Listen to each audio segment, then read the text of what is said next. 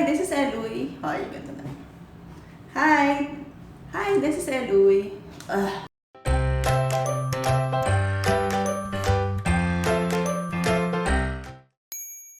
Hi, this is Elle. Welcome back to another makeover. Ang project ko ngayon is another studio unit because I love doing small spaces. The concept is very hotel chic dahil the client is from Zamboanga. She will use this place when she visits her family in Manila. Kaya ang tawag ko sa kanya is City Retreat. Actually, tapos na kami sa construction. Dito ako ngayon sa hallway niya. A little sneak peek ng hallway. But we have a lot of styling, decorating, and cleaning to do. So before I show you the reveal, pakita ko muna sa inyo how we started with this unit.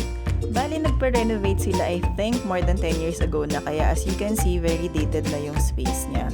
Nakatira dito before is her son, pero when he had his family, lumipat na siya sa bigger unit. Kaya yung mga naiwan na gamit dito is mostly mga excess nilang gamit. So, abangan niyo yung review later to see how we transform that very dated space to this hotel chic inspired unit.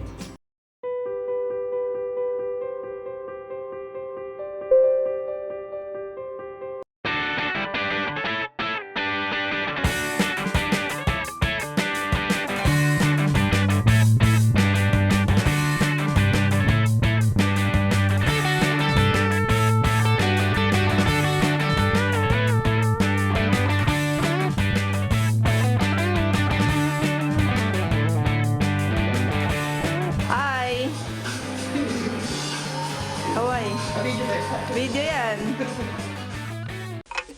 It's finally reveal day nitong Project City Retreat.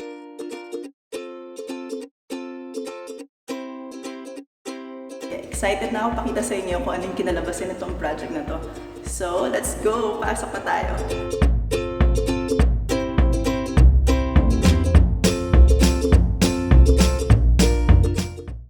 Ito yung kanilang main door. Sobrang gusto ko yung kinalabasan ng color na pinili namin.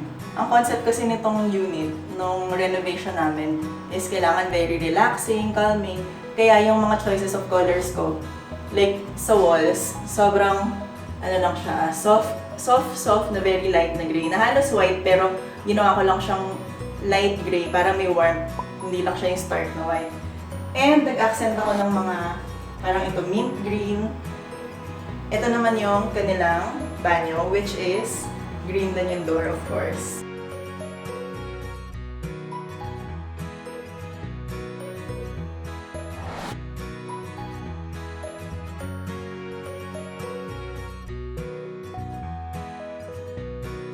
Tapos, going straight, ito yung hallway.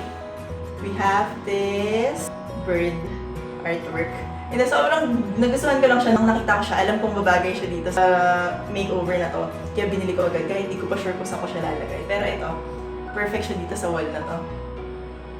Sa kabilang side is another gallery wall. Meron kami doon mirror para paglalabas ka makikita mo yung sarili mo. Yun. Gusto ko lang siya. Yung minang cute kasi very geometric. Pero pang matangkad na tao lang yun. Like basketball player. Like gano'n. Ito naman yung kitchen nila.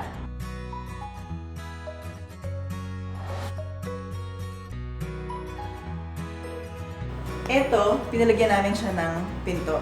Dahil hindi naman to for regular use, dahil nga pang-bakasyonan lang yan, pag magre-relax siya dito sa Manila. Pinalagyan namin ng door para kung hindi niya kailangan, pwedeng isara para malinis tignan, ma-maintain niya yung feel ng hotel. Sobrang love ko nitong backslash tile na to. It's a glass tile, geometric din siya.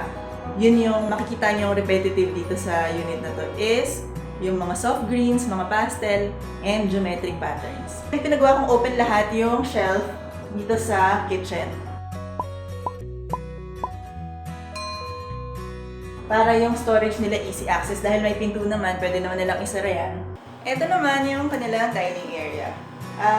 Pinakustomize namin tong bar table na to. And meron siyang shelves. Tapos meron siyang extra drawer dito for storage. Simple lang siya, white lang siya. Dahil ang gusto kong mas highlight dito sa area nito is the chairs. Pinakustomize din namin siya. And nagpalagay ako ng pattern dito sa likod. Bali yung fabric niya. May backing ako, may pattern. Para meron namang touch of whimsy. Hindi lang siya super plain lahat. Another gallery wall. Pero ito, hindi lang to arte. Meron tong purpose. Tinatakpan niya kasi nandiyan nakalocate yung electric panel. So, madali lang siyang tanggalin dahil magaan lang naman to. Canvas art lang siya. Pero pag hindi kailangan, yan. So, ganda siyang tignan. So, ito yung kanilang bed area. Sobrang laki ng mattress na to, ng kama na to. It's, I think, California King. Para syempre, comfy, cozy ka ganyan. And, gusto ko gumawa ng accent wall. Pero instead na yung mga wallpaper or bright color, para calming lang, pinagawa ko siyang wood. Pero, pinalagyan ko nung parang geometric lines para match pa rin dito sa pagka-modern geometric nung mga ibang part nitong space na to. Dahil gusto niya ng storage sa tabi ng bed, ito yung storage niya, para hindi sayang. Ayan. Palagay ako ng niche dito. Dahil meron siyang storage, wala kaming space for a side table. Kaya, ayan siya, para may lalagyan ng cellphone, and may saksakan, tsaka switch para sa bedside lang. Ito naman yung opposite wall ng bed, which is the main storage area. Ito yung cabinet, another cabinet. Tapos, dito, storage din yan. And media center. Yung dalawang malaki, pina-white ko lang para malinis pa rin tignan. I mean, hindi mabigat tignan. And yung center is for accent, kaya siya wood. Itong sa dulo, which is the most important part talaga, yung vanity. Siyempre, importante ang paganda. So, dyan siya sa corner dahil tatabi ng window para natural light. Pero, meron din naman kami ilaw. Sobrang nagustuhan ko yung result ng project na to dahil na-achieve yung very calm, na very relaxing space, pero hindi siya boring. Nandun pa rin yung modern elements. Kahit na yung decors namin at saka yung colors, konti lang, simple lang. Meron siyang touches ng mga texture tulad nung sa headboard wall, yung accent wall doon, tapos yung mga chairs namin, meron kaming mga pattern, may mga pops of color through arts, tsaka yun nga, sa mga ibang furniture, colored siya. And meron din kaming mga splashes of black, yung mga lights namin black, yung counter black. So, overall, merong feel of balance yung space. Isa pa sa prioritize ko is the lighting. Kasi dati sobrang dilim dito. So, gusto ko maaliwalas ngayon. We have lights sa ceiling, meron kaming ilaw dyan sa bar, yung bar light nila, and then sa headboard, dyan sa bed area, dahil wala nga kaming table, nagpalagay ako ng wall light para meron siyang reading light. Sa kitchen, we have 2 lights sa taas at saka sa ilalim ng counter para maliwanag kapag nagpe-prep siya. And dun din sa TV area, meron din parang accent light doon para very bright, masarap magstay dito. Ganun.